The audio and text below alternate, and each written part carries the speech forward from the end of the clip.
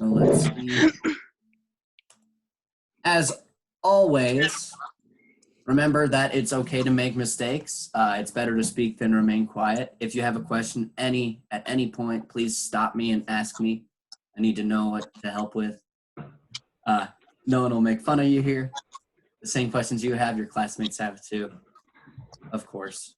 But yeah, let's go ahead and just start talking about some new stuff. So getting started, motivation. Okay. So here we have a quote. I owe my success to having listened respectfully to the very best advice and then going away and doing the exact opposite. By G.K. Chesterton, an English poet and novelist. Any questions? Do you guys have any questions about this quote? Oh, teacher, this is a new books? Yes. We are beginning the new book right now. Oh, sorry, excuse me. That's okay. Okay. So the exam for the last class will be homework, and I will send you information on how to take that exam on the internet. I have to talk to David first and get the information before I send it to you. But today we're starting the next book. This is just Advanced English 1. And yeah, we're starting with a quote here. The vocabulary or the language in this quote is a little bit advanced. So let me know if you have a question. Here it says, I owe my success to having listened respectfully to the very best advice. Yes. And then going away and doing the exact opposite. He does what he wants, huh? Exactly. So he listens respectfully to advice, but then he ignores it. He turns around and does the opposite. So, yeah. This is not extremely common in spoken English, like when we're having conversations. But to having listened, I owe my success to having listened respectfully. It's like, right, debo mi éxito a haber escuchado. So to having listened is haber escuchado, right? Having listened respectfully to the very best advice, and then going away and doing the exact opposite. Yeah. So that's an introduction to our new course here. So let's talk about, yeah. Can I ask you something? Is this the 6A book or what book is this? So this is Advanced English 1. Okay. So this is before 6A. Okay. That's good to know. Yeah. Let me double check here.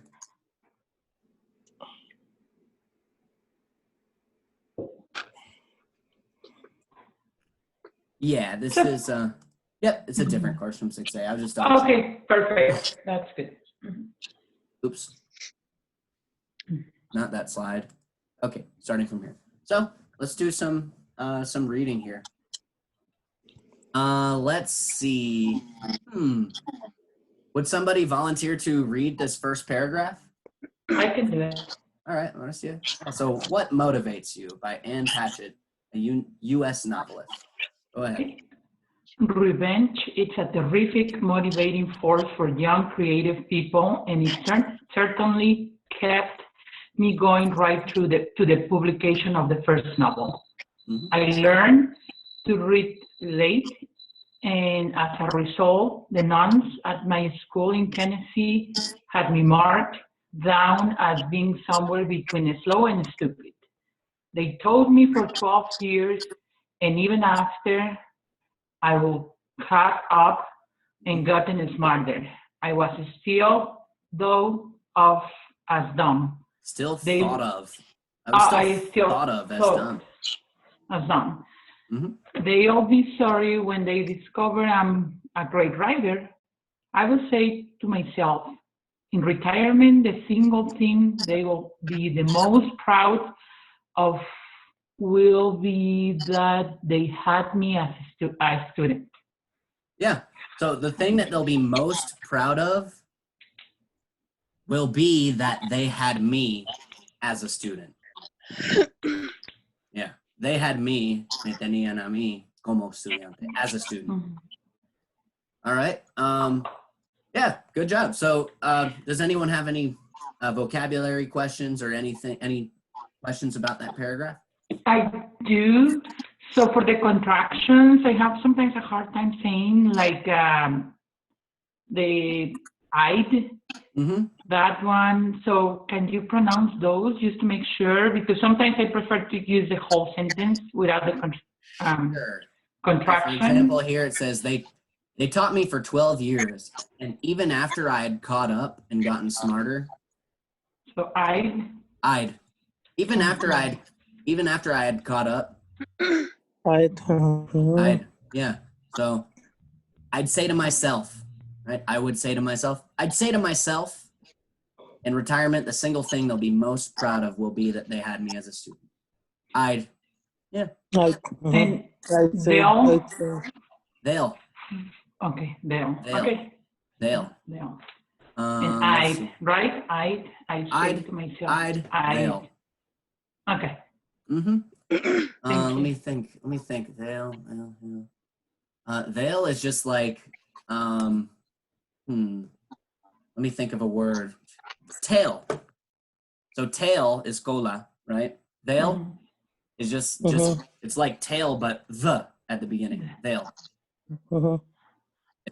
They'll be most proud of having me as a student. All right.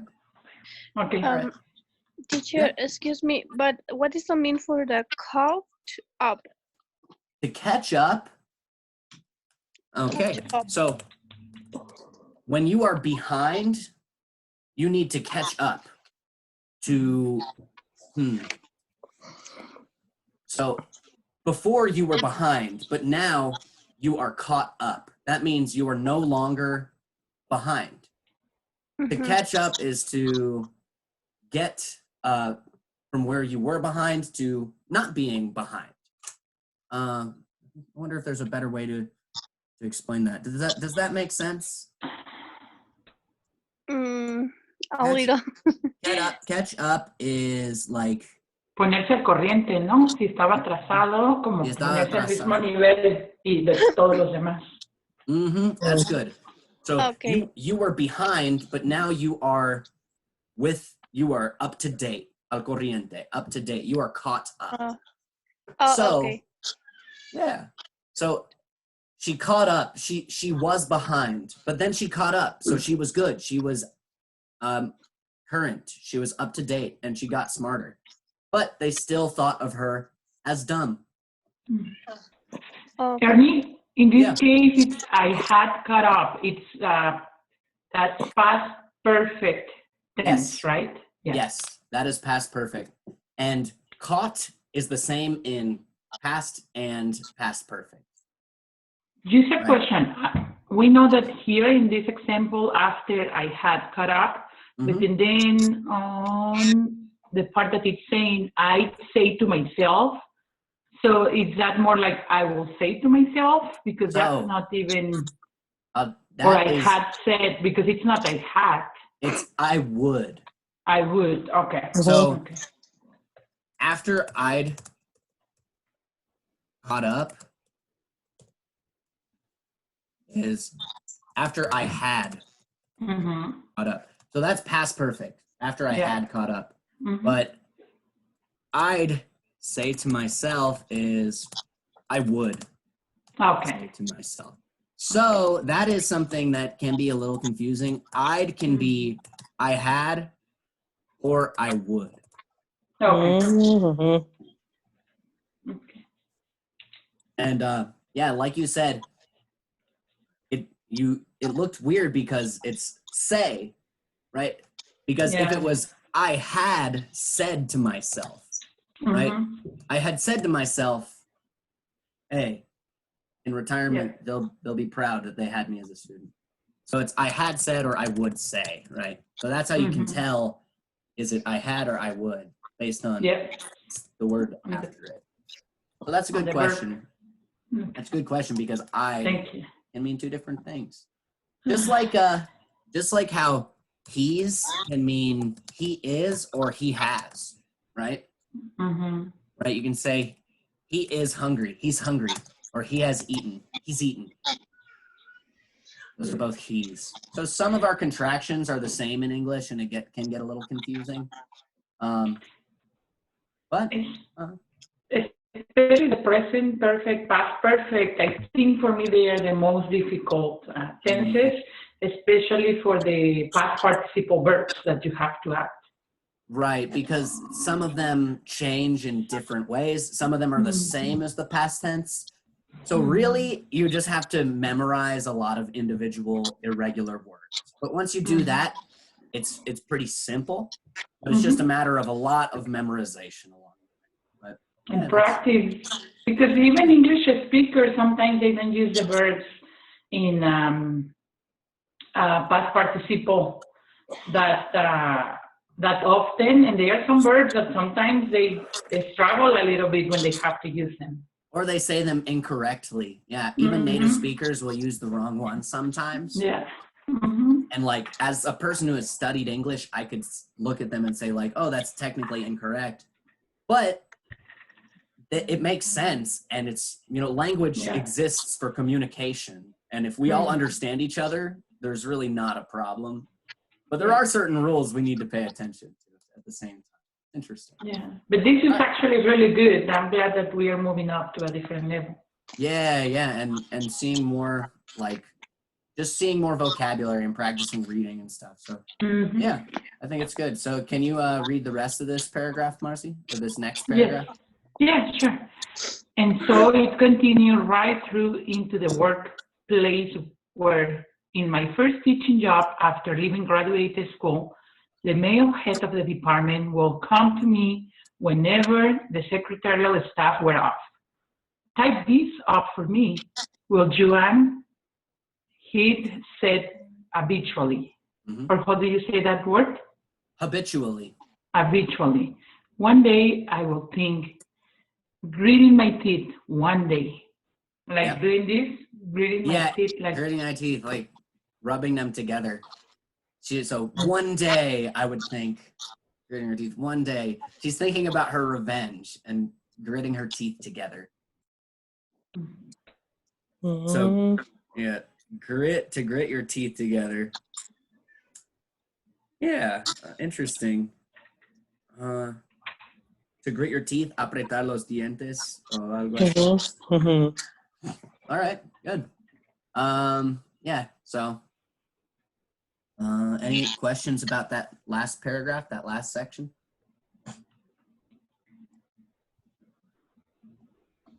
Once again, he'd say habitually. He'd say habitually. He would say habitually. So he would say every day. It was a habit. It was normal. He'd say habitually. Type this up for me. Type this for me. Do this work for me. And she was sitting there thinking, like, why am I doing this? I'm a teacher. I'm not a secretary. So I'm going to get my revenge. Yep. All right, cool. All right. Any other questions before we move on? All right. So, revenge motivates this woman. Yeah. Let's read about somebody else's motivation. So, what motivates and inspires you?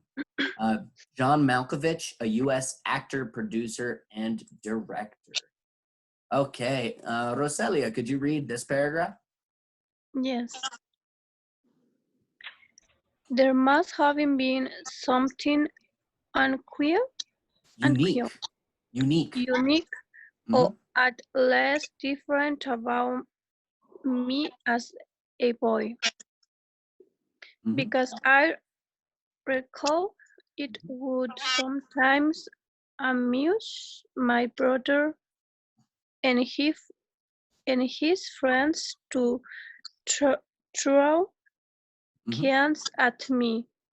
My because of the clothes I wore, which they didn't like, or because I couldn't do whatever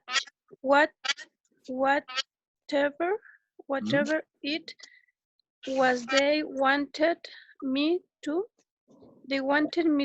or use because it was fun. Yeah, good. So there must have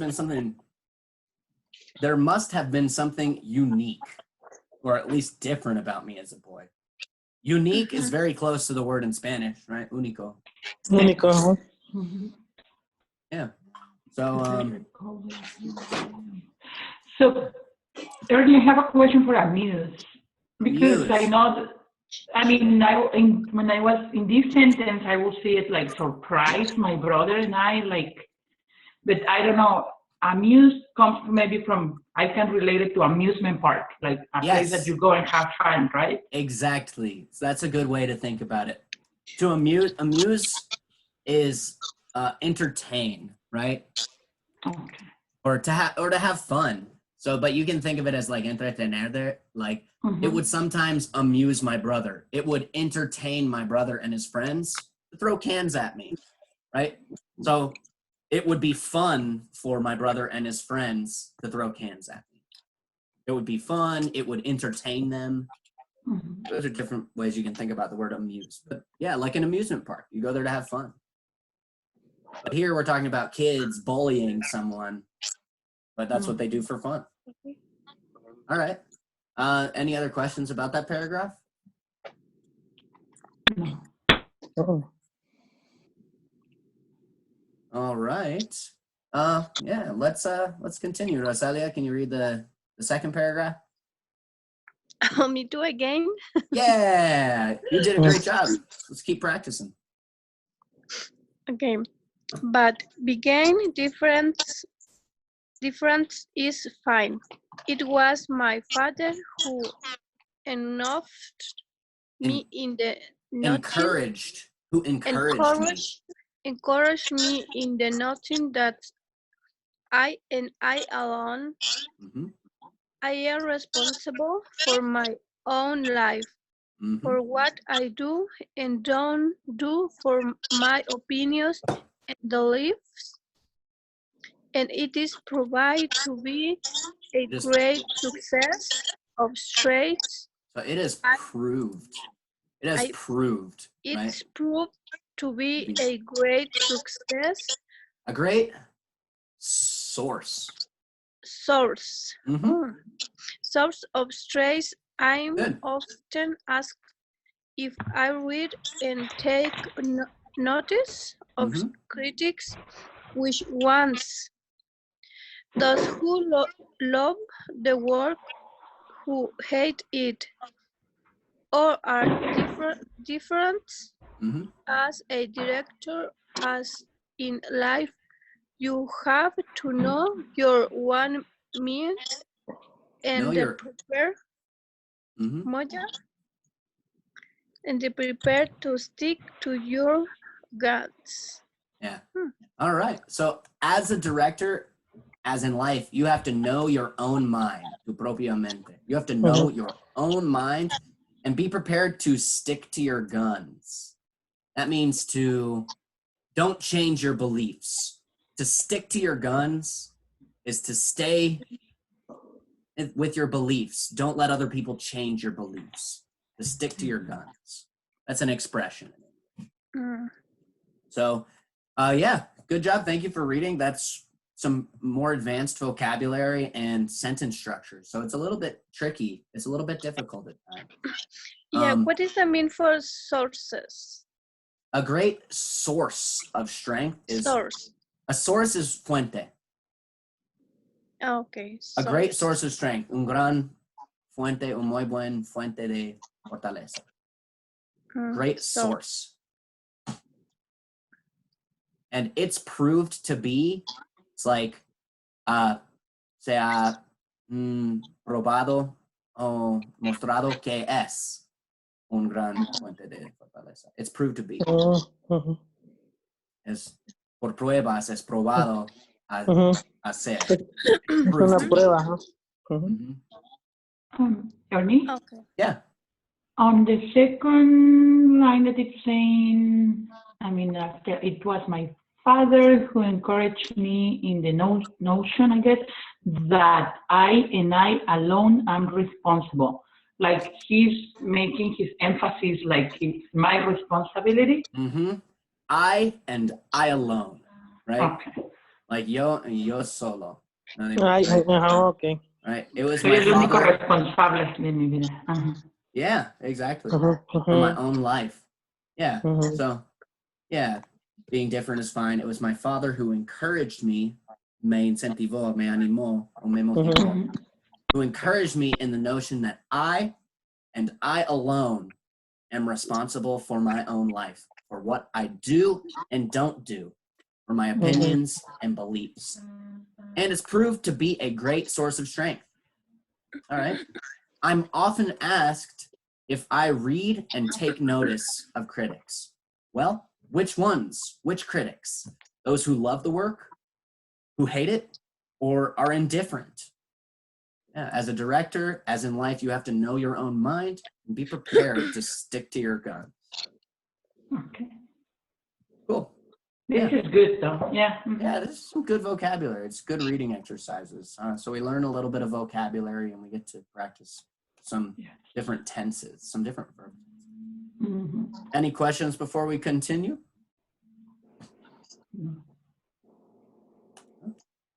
All right. No, thank you. You're welcome. Okay, Ubaldo, can you start reading this one? Okay. One of my instructors at the Southport Catering College, Catering.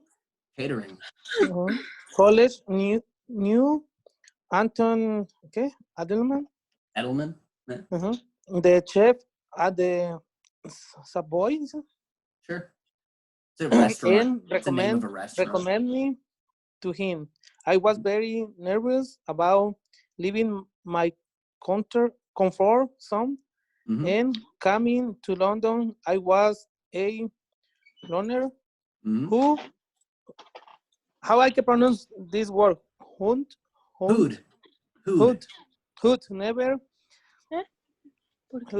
never made friends because he was always working and I was happy enough being alone and busy. Yeah. Yeah. All right. So, yeah, good. I was very nervous about leaving my comfort zone, right? That's an expression in English. So they say, leave your comfort zone. Your comfort zone is just everything that you're comfortable with in your life, your normal routine. So you have to leave your comfort zone to have new experiences. So he was nervous about leaving his comfort zone and coming to London. He says, I was a loner who'd never made friends. And who'd, there's another really good contraction. I was a loner who had never made friends. Who would never, right? In this case. Oh, no, who had never made friends. Made, because there's a made, yeah. Yeah, because it's made, it's the past participle there. Yeah, good. So I was a loner. A loner is a person who spends a lot of time alone, right? I am a loner, or I am not a loner, actually. But yeah, I was a loner who'd never made friends because I was always working and I was happy enough being alone and busy. I can't understand that, but hey, some people are loners and they like working and being alone. Any other questions about that paragraph? All right, let's continue. Welcome. Okay, but I did come to London and even thought him was a very tough environment. Tough environment. I worked like a trooper and was very quick to learn. The hardest part was being away from my family and having to deal with other people while you having no management or interpersonal skills. Whatsoever. So I called my dad every day to fill him in on the good and bad, and to ask him how he would deal with this or that. All right. Very good. Okay.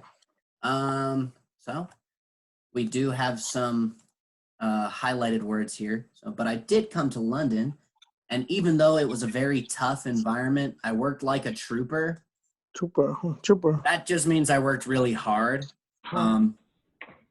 Yeah, I guess it probably comes from like a military word, but I don't know the origin. It just means to work really hard. I worked like a trooper and was very quick to learn. Okay.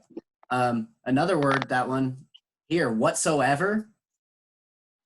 It's kind of like para nada, right? So he said, Whatever. while having no management or interpersonal skills whatsoever. Like, I didn't have any of these skills, para nada. I didn't have any of these skills whatsoever. Para nada. Okay. Whatsoever. Yeah, Use yeah, it at the end of a sentence, like para nada. Yeah. So aside from that, any other questions about this paragraph?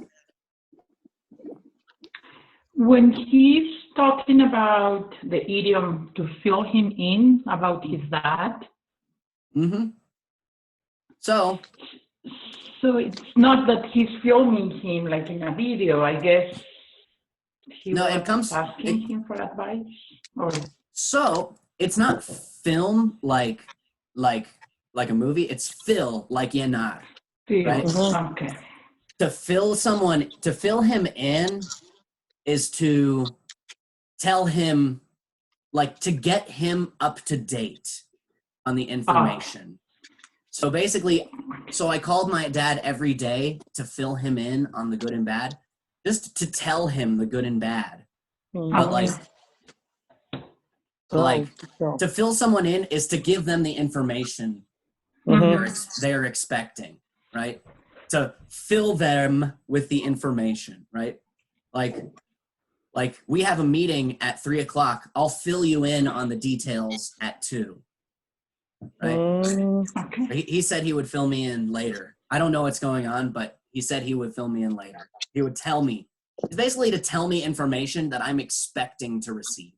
Okay. Thank you. Sure. Yeah, any other questions before we continue? No. Okay.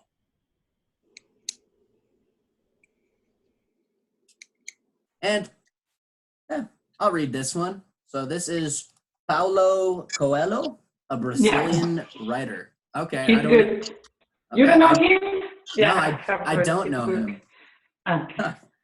I studied Spanish, but I did not study Portuguese or Brazilian history at all. So I don't know. But he's really famous between the Spanish speakers, all his books. Okay. All right. Well, look, I'm learning something now too. So yeah. Paulo Coelho, a Brazilian writer. The family is a microcosm of society. Okay. Let's translate that word first. Is that word similar in Spanish? Microcosm? Yes. Microcosmo. Microcosmo. So it's like a small version. Microcosm means a small version of something. So the family is a small version of society. The family is a microcosm of society. It's where your spirit and beliefs are first tested. My mother and father wanted only the best for me and my sister, but had rigid ideas of what the best should be. For me to become a lawyer or even an engineer would have satisfied them, but a writer, never. Oh, wow. His parents were very hard on him, it sounds like. So, questions about that first paragraph? No. All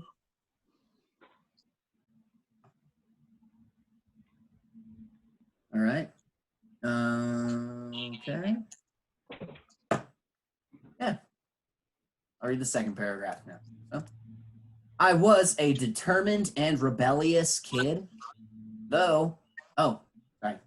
I was a determined and rebellious kid, though. And having failed to change my mind by conventional methods, by normal methods, they looked for more dramatic and extreme ones. In a sense, though, I thank them for that. I wouldn't have gotten where I am without fighting to live the life I wanted for myself. I long since forgave them. We all make mistakes, parents included. All right. Questions about that part?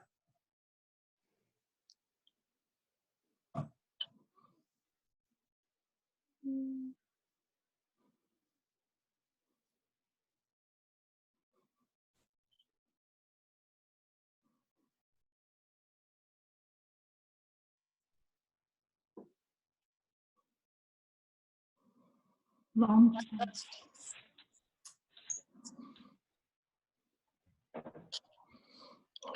Yeah.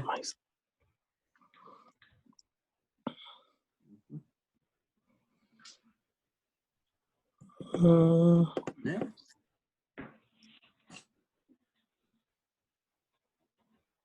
So, yeah, No. no questions. Yeah, the one thing that stands out to me is I long since forgave them.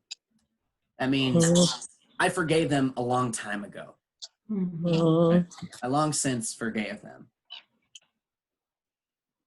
Yeah. All right. So we'll continue now. So what do these highlighted expressions from the article mean? All right, Roselia, do you remember what caught up means? Yes, it's like ponerse al corriente.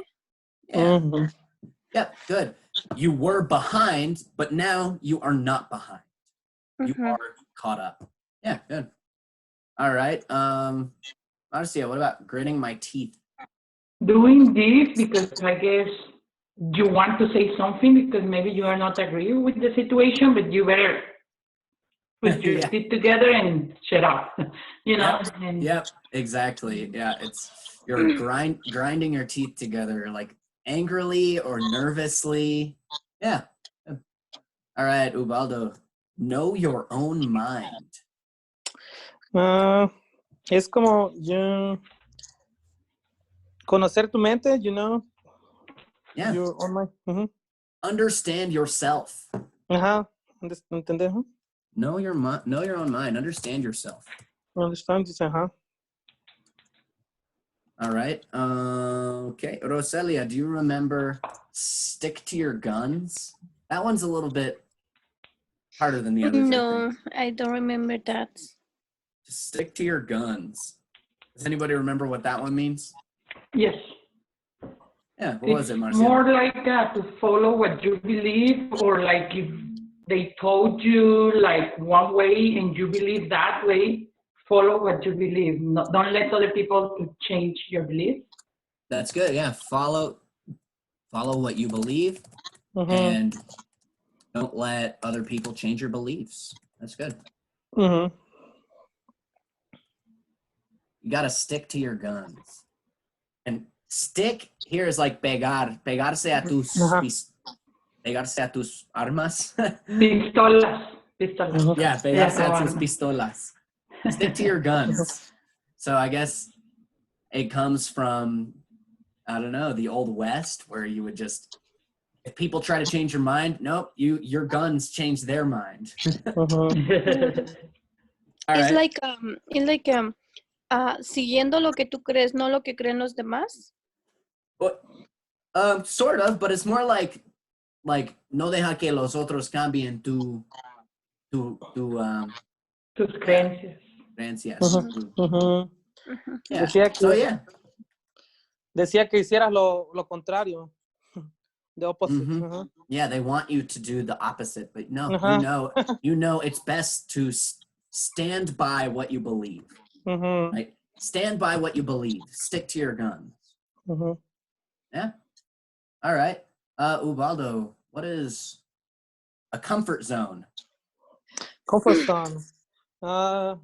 My routine or something like that. My comfort zone? Sure. There's the things that are easy for us to do.